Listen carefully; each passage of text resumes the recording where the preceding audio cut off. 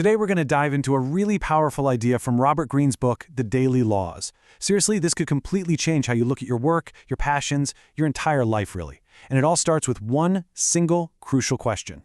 Have you ever had that feeling? That little nagging voice in the back of your head telling you you're just going through the motions? That the career you picked or the path you're on, it just doesn't quite fit? It's a super common feeling.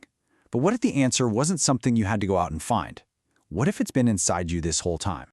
Well, that is the core idea from Robert Greene, the author of the 48 Laws of Power. He argues that finding your purpose isn't about inventing something new out of thin air. It's actually about rediscovering something that's been there all along. Greene calls this your life's task, and to really get it, he uses this brilliant metaphor, the seed of your own unique genius. So here's the idea. Each and every one of us is born with this completely unique inner nature. Our primal inclinations, those things we're just naturally curious about.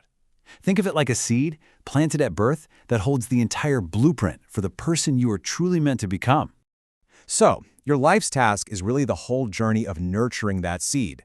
It's all about finding the work that lets you express your most authentic self, the one-of-a-kind contribution that only you can make to the world.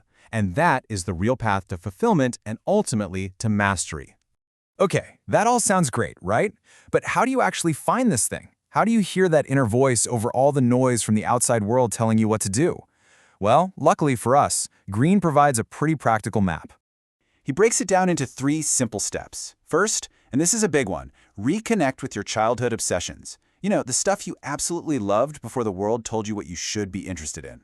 Second, look at your life right now and identify the things that make you feel truly energized. And third, and this might be the hardest part, you have to learn to trust that inner compass more than you trust the opinions of other people.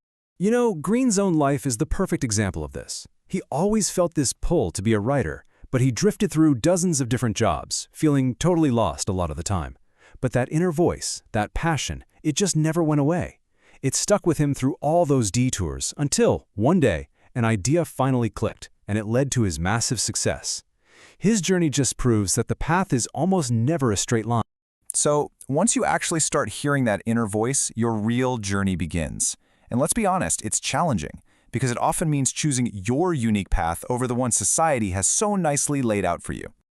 Greene draws a really clear line in the sand here. There's the false path, which is all about conformity, chasing money or status, and listening to all that external pressure.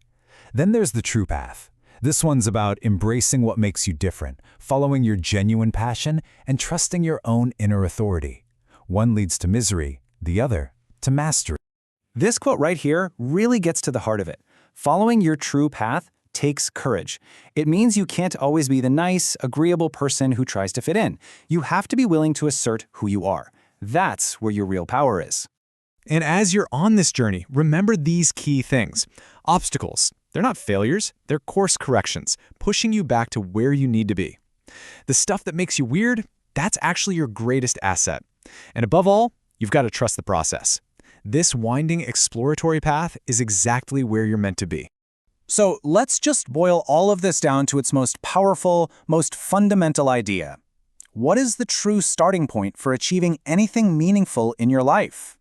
Here it is. This is the ultimate takeaway.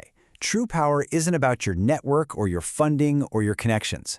According to Greene, the source of all mastery begins with that inward journey of self-discovery. It all starts by finding your life's task. And that leaves us with one final question.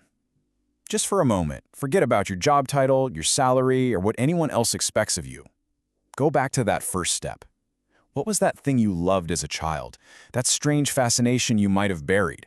Because maybe that's the seed you're meant to be watering right now.